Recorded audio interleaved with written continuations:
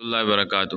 साढ़े माले की मस्जिद लगी तो प्लस्तर हो गया तो वधू वाली जाग तकरीबन तैयार है। हम इधर हम वधू पैप शैप टूटियां वास्ते जरूरत है तो फौरी जरूरत इधर टैलन नहीं है इसी तई तो लग कर ही शुरू करके ना ससा तई तो वधू शुरू हो जाए तो गेट की जरूरत है।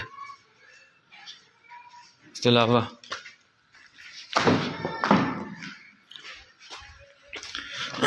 अल्लाह पाक तो साढ़ा भला करे। इधर लोहे ने दरवाजे लोड़न 1.5 लाख रुपये इसना दरवाजे ना खर्चा है।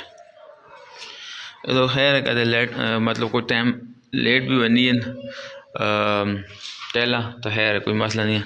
असा फौरी ज़रूरत लोहे ने दरवाजे नहीं है और उतने भी आगे पीछे टूटे लाने